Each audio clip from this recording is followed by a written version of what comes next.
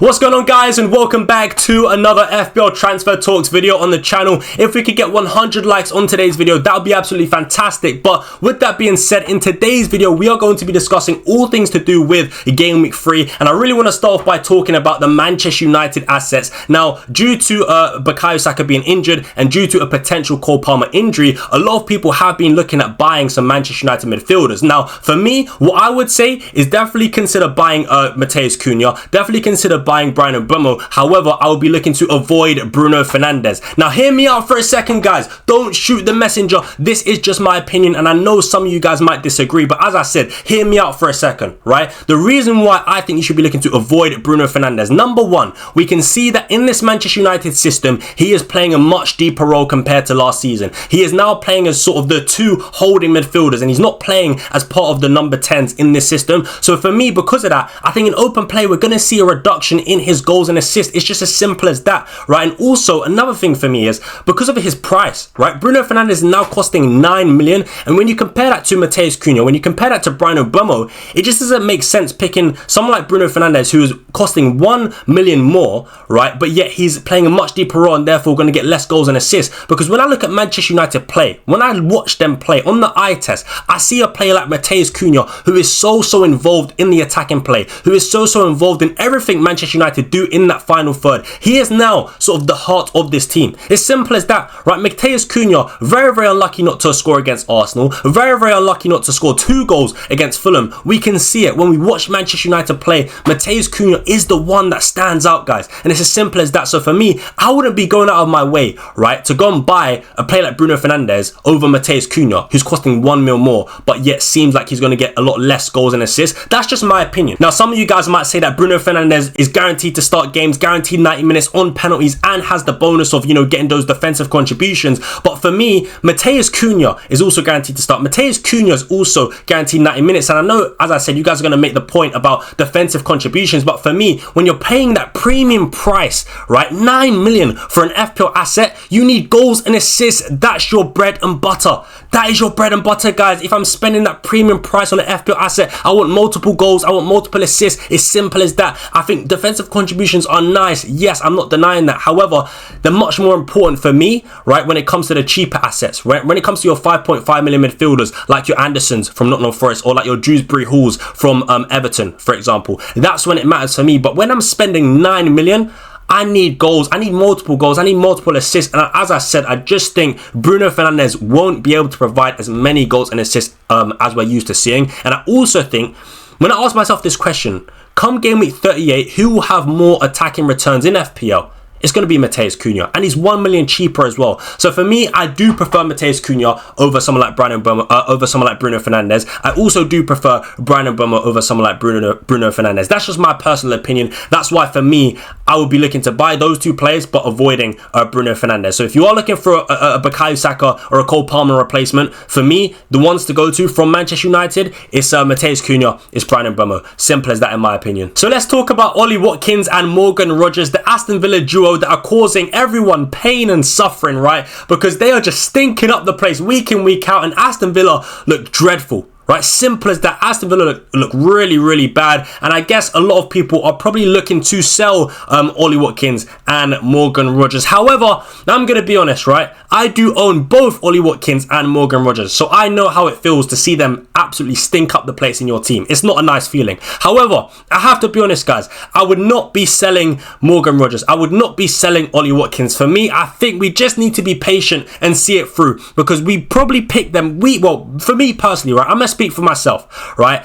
I picked Ollie Watkins because I love the fixtures from game week 1 to game week 7. Right, so for me, because the fixtures are still good, even though they have blanked in the last 2 games, I still think we should just be looking to hold, because with these fixtures, it's just so hard to take them out. And guys, I'm going to be honest, if we do take out these players like Watkins and Rogers, they probably go and just smash it, right? The moment we take them out, because the fixtures are so good, they're probably just going to smash it. So for me, I think we just got to be patient and just got to hope that Emery decides to just fix up his starting 11, because I think that's the biggest problem, guys. That is the biggest problem. Emery is playing such a weird lineup, right? He's playing so many defensive-minded midfielders. He's playing Onana, Kamara, Tielemans in the 10, John McGinn out wide. It just doesn't make sense. So hopefully, right, hopefully Emery comes to his senses and maybe starts a player like Daniel Marlin out wide and gives Aston Villa some more attacking threat, right, in open play, because right now things are not looking good, right? But as I said, the fixtures are just simply too good.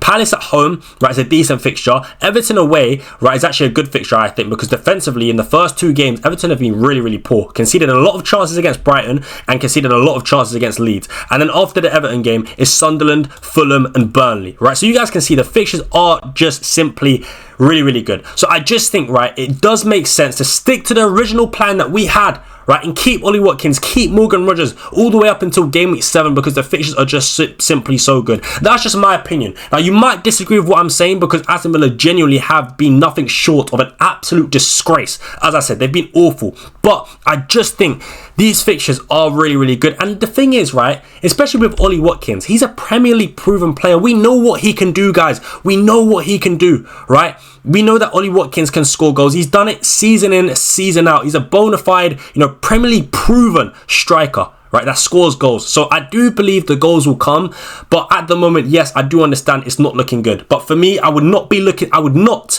to sell Ollie Watkins. I would not be looking to sell Morgan Rogers.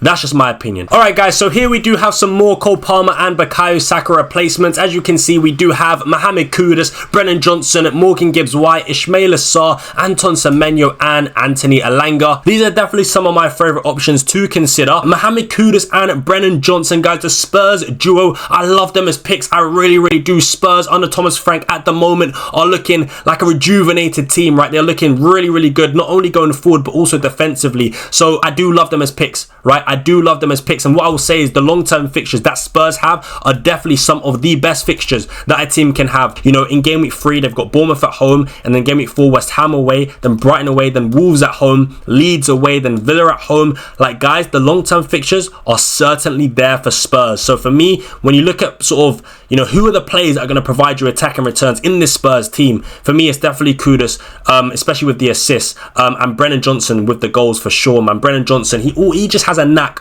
of finding a way to score goals, right? He is just a goal scorer, right? That's what he is, especially, arriving at the back post, being there for the tap-ins. He's so good at doing that. So for me, I think Brennan Johnson at the price of 7 million, slightly being overlooked, in my opinion. I do think Brennan Johnson is actually kind of being overlooked, but yeah, for me, he's a fantastic pick. What I'll say is with Mohamed Kudus, at the moment, his goal threat does seem to be quite low, which is pretty concerning if I'm being honest. I mean, on the eye test, from what I've seen when watching Spurs, he hasn't really got any, chances created for him. He's not really got many shots off, if I'm being totally honest. And if you look at the data as well, it does kind of support that. His expected goals, as you guys can see so far, is really, really, really, really low, right? 0.03 expected goals per 90. So yeah, you guys can see there that the sort of attacking threat hasn't been sort of great at the moment, but I do expect it to improve, especially with these good fixtures. So I still do like Mohamed Kudus as a pick. But moving on, we do have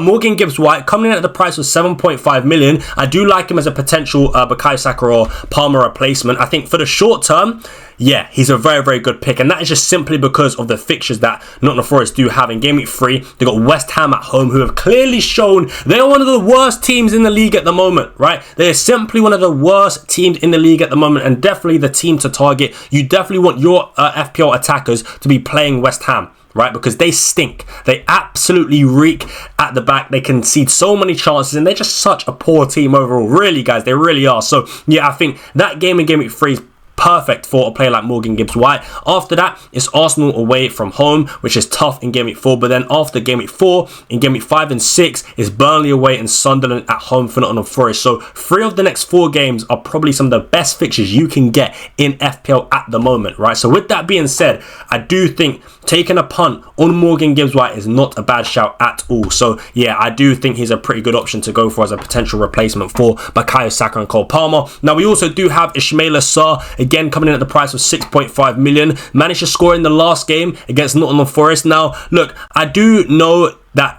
Palace have lost Eberechi Eze, right? So it is there is no questions asked, right? It's definitely going to hurt their attacking play, because it's as simple as this. They've lost a lot of quality in that attack with the loss of Eze, right? Simple as that. No one can debate that. However, I think Oliver Glasner is a very, very good manager. And I do still think, right, he will find a way to sort of work around the loss of Eberechi Eze. I watched the game against Nottingham Forest and I do think Palace played quite well. Yes, it did seem like they were missing Eze. However, I still think they're a team that will create chances because Oliver Glasner is a very, very good manager. You know, they've still got the attacking wing backs like Daniel Munoz, Sosa and Mitchell as well. So I just think, you know, with Ismaila Sarr being guaranteed starts, being guaranteed minutes, 90 minutes, and with the fixtures that Crystal Palace do have, he's a pretty decent option at his price point. You know, Villa away in game week 3. I don't actually think it's that bad. I mean, look at how poor Aston Villa have been so far. So I don't think that's a bad fixture. And also, Ismaila Sarr has a really, really good record against Aston Villa, guys. He actually does have 7 goals and 3 assists in 6 games against Aston Villa. So I wouldn't be surprised if Ismaila Sarr gets an attack and return against Aston Villa, to be honest with you guys. But even after that, it's Sunderland at home and then West Ham away. So yeah, man, I think the fixtures are not too bad for Crystal Palace. And that's why I do think, you know, Ismaila Sarr is a potential buy as a replacement for Bukayo Saka and Cole Palmer. Now, we also do have Anton Semenyo coming in at the price of 7.2 million. I think he's a very, very reliable FPL asset and actually the highest scoring midfielder in FPL at the moment. He's got 21 points over the first 2 games, managed to score 2 goals against Liverpool, got an assist against Wolves. I do think he is a very, very good pick. Guaranteed to start, guaranteed 90 minutes. He is just what you want in an FPL asset and I really do believe he'll tick along really nicely. So he is definitely another good pick. In terms of the fixtures though,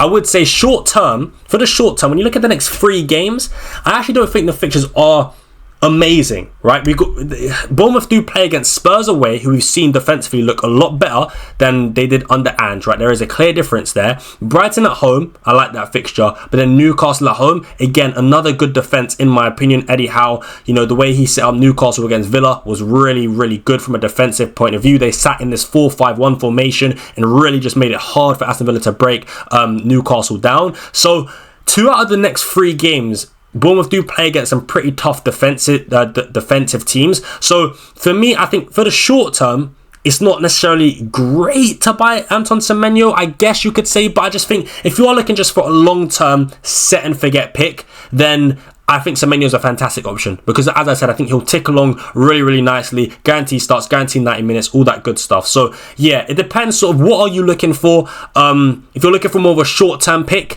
then I wouldn't really go for Semenyo. But if you're looking for just a long-term set and forget pick that you don't need to touch, then Semenyo is definitely your guy, in my opinion. And finally, we do have Anthony Elanga. And funnily enough, guys, I'm actually having to re-record this segment because initially I did record this before the Liverpool versus Newcastle game. And I did have Anthony Gordon in this spot instead of Elanga, as I did think he would be a fantastic option. And of course, he went and got a red card and that is now suspended. So with that being said, forget Anthony Gordon, move that to one side. Anthony Elanga is now the one that you should be looking to buy. In my opinion, I do like him as a pick and I do like the Newcastle assets. If I'm being totally honest, maybe even Harvey Barnes could be up for consideration, but I do like Elanga, I do like the Newcastle players, and I think they are going slightly under the radar as well, because for me the fixtures long term absolutely sensational in my opinion. Starting off with Leeds away from home, it's a good entry point, and then after that it's Wolves at home, then Bournemouth away. Arsenal at home is tough, but then after that it's Forest,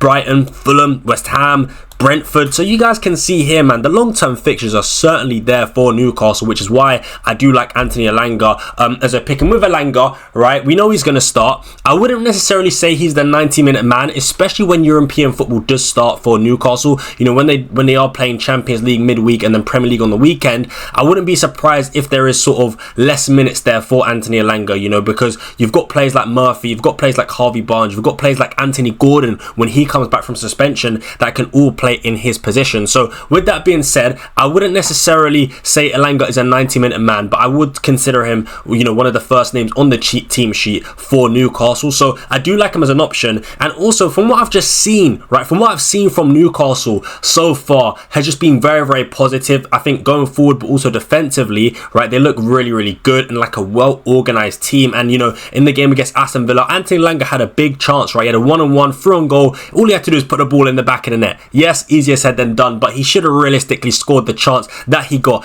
in the Aston Villa game. Against Liverpool, didn't really get as many chances, but still, he didn't get as many goal-scoring chances, but definitely could have had a couple of assists, right? He did create a couple of chances in that game.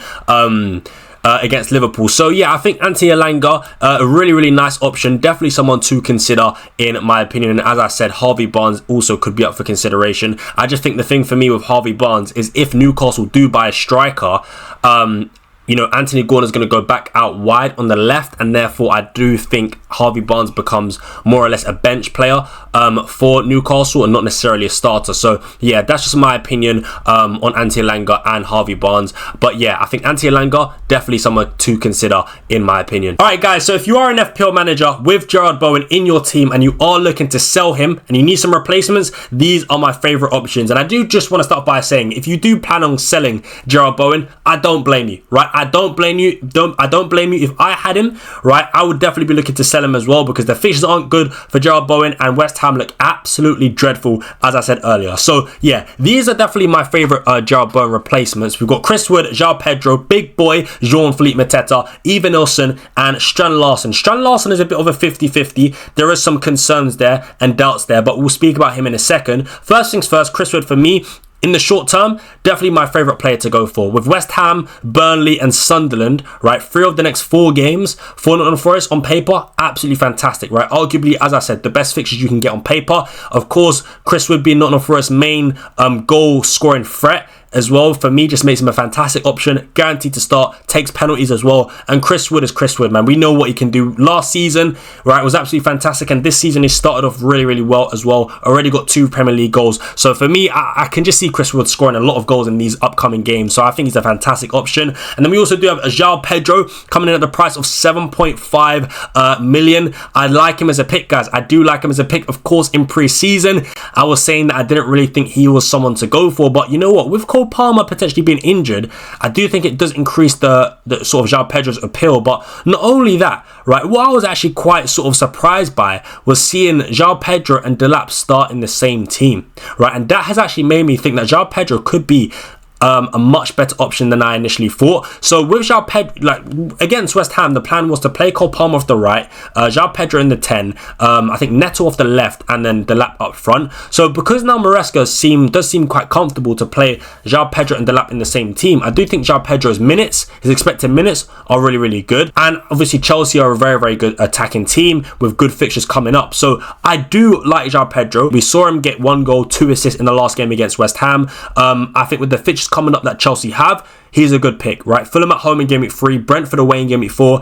and then United away in game week 5, but then Brighton at home in game week 6. I think the fixtures are pretty decent. João Pedro I like as an option. And also, if Cole Palmer is injured, I think for the time being while Cole Palmer is out, João Pedro would have penalties as well, which is pretty nice. So yeah, I do like him as an option. Now we also do have Big Boy Jean-Philippe Mateta as a potential replacement for Jarrod Bowen. Again, another player that I like. As when I spoke about Ismail Assar, I did mention that yes, Eze has been sold, but I think Oliver Glasner can coach that Palace team really well. And I think with the short-term fixtures they have, Big Boy Jean-Philippe Mateta is definitely someone who will be scoring goals in the short term, because I think Villa, Sunderland and West Ham in the next 3, absolutely fantastic, and I think he is definitely someone to consider in my opinion. Also, now that Eze is gone, as a positive for Mateta, he does actually have penalties now. So yeah, there is no debate, there is no taking turns. It's straight up Mateta does take penalties, so that's also another positive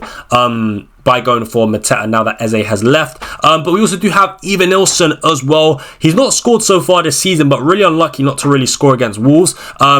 I would say, he is the reason why the defender did get a red card. He was through 1-on-1 with the keeper and got fouled. So, of course, it was a missed opportunity there to score a goal. But I think, look, Bournemouth, as I mentioned, as I spoke about when talking about Semenyo, for the short term, I don't really necessarily like the pick, because I think Bournemouth do have some difficult games in there against some solid defences like Spurs and Newcastle. However, after the Newcastle game, the fixtures are a lot better. So if you're looking for more of like a long-term pick, as I said, then Evanilson isn't a bad shout at all. Now, Strand Larsen at the price of 6.5 million, guys. I think look, the fixtures for Wolves are really, really good, right? Really, really good. And that's the only reason why he is here, right? Because the fixtures are just simply so good. In game week 3, it's Everton at home. Then in game week 4, it's Newcastle away. That's tough. Then in game week 5, it's Leeds at home. Then after that, it's Spurs away, right? In game week 6. And then Brighton at home in game week 7. Sunderland and Burnley in 8 and 9. So you guys can see from game week 3 all the way up until game week 9, the fixtures for Wolves are really, really good. However, guys, Wolves right now are not looking like a really good team, right? It's simple as that. They look really poor at the moment. And also, another reason why I'm quite put off by Strand Larsen now is due to his potential move to Newcastle. Newcastle are applying some serious pressure, right? And they've actually put in a £15 million bid for Strand Larsen, but Wolves did reject it. However, it's not over till it's over. Newcastle could definitely put in another bid that Wolves just accept, right? They might bid 60 or 70 million for Strand Larsen.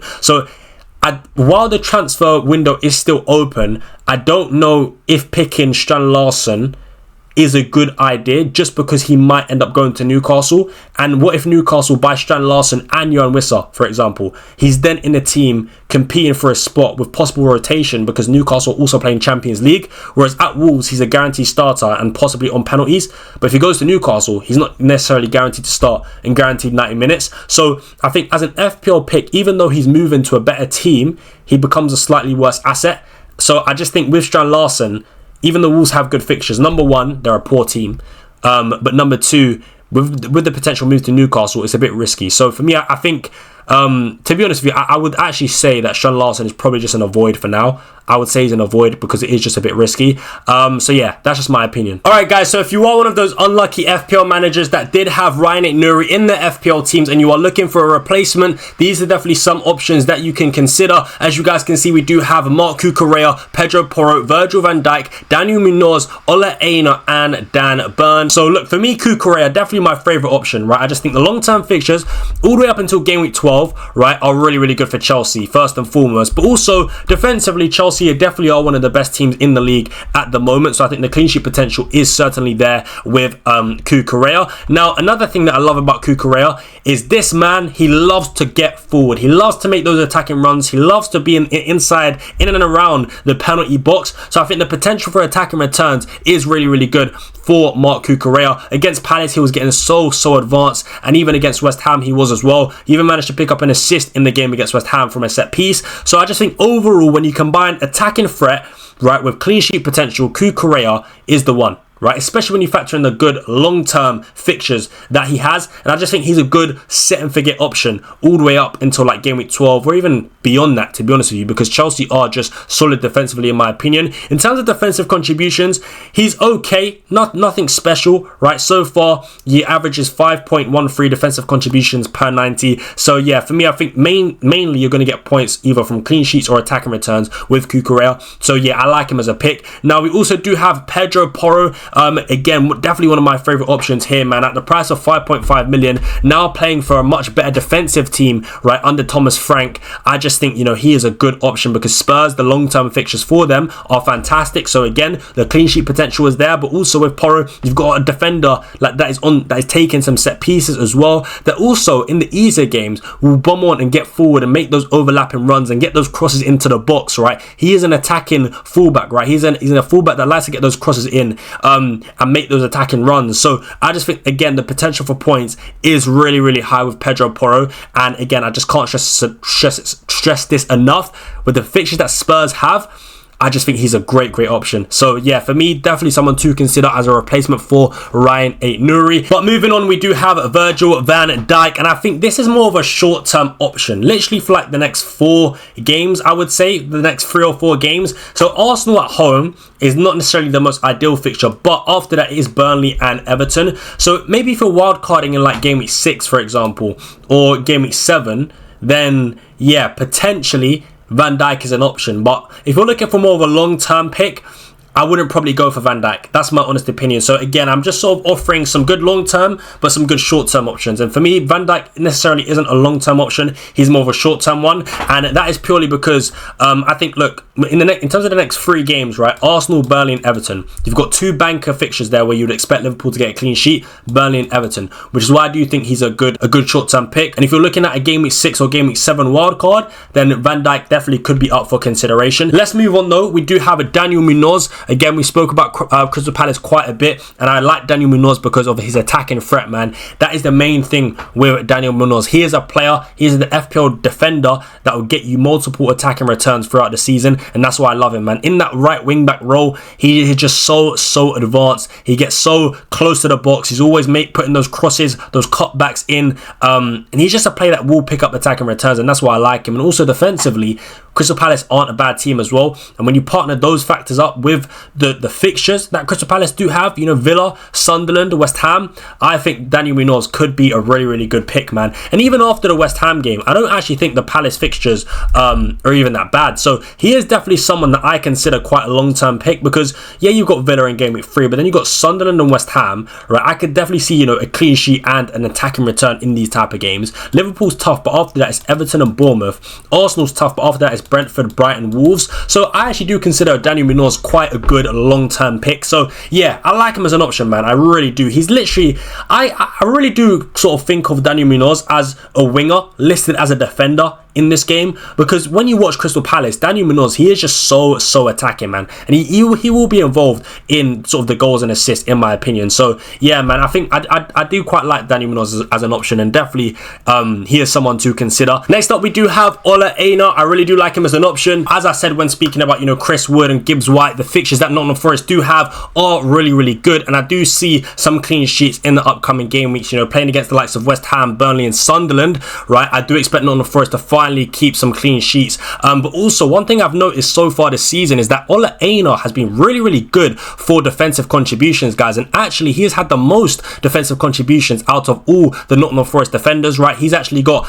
if I show you guys here the table, you'll be able to see that he's actually got 18 defensive contributions so far. Milenkovic in at 2nd place with 15, Murillo in 3rd place with 11, and Nico Williams last with 9. So you can really see here that Ait Nouri has been fantastic for defensive contributions. So if this trend sort of does keep up, then I do think that, you know, he could be on for some really good hauls, because the clean sheets certainly are there for Nottingham Forest with the fixtures they have coming up, and if he's able to also rack up some defensive contribution points as well, he could be looking at some double-digit returns. So yeah, I do think Ait Nouri is also a really nice option. And finally, to finish off, we do have Dan Burn, and I really do like him as an option, coming in at the price of 5 million. For me, so far this season, I think Newcastle have shown that they are one of the best defenses in the Premier League. And if you guys actually do look at the expected goals conceded table, you'll be able to see that Newcastle have conceded the least expected goals so far in the Premier League, which is absolutely fantastic when you do factor in the fixtures they've had in the first 2 games, right? Aston Villa away from home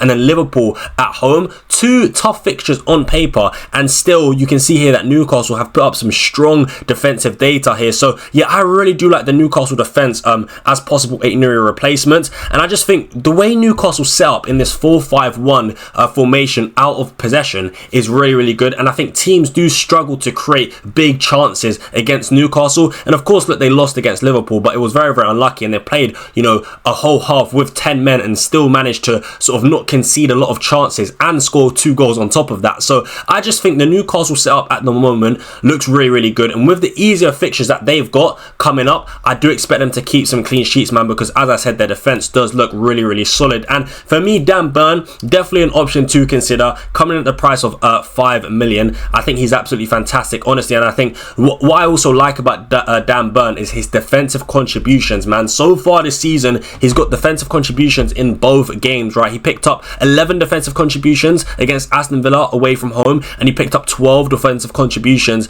against Liverpool. So he seems like he could be really good for the defensive contributions. And when you sort of factor that in with the clean sheet potential that Newcastle have, with the good fixtures they've got as well, and on top of that, his set piece threat from, you know, the long throw-ins that Newcastle were doing against Liverpool and the set pieces, I just think Dan Burn looks like a really good long-term hold. So for me, I think he's a solid option. Some people might, you know, be a bit scared to go with Dan Burn because of Botman, but I think he's playing well at the moment, and I just don't really see Dan Burn losing his place in that Newcastle team. So yeah, I think if you are looking for Ait Nouri replacement, Dan Burn is definitely one of my favorite options. But that's going to be it for today's transfer talk video, guys. I really do hope you enjoyed, and if you did, smash a like on the video, subscribe to the channel if you haven't already, hit that notification bell so you never miss an upload. But once again, man, thank you guys so much for watching. It's been your boy FPL Ryan, and I'll catch you guys in the next one. But until then, I'm out.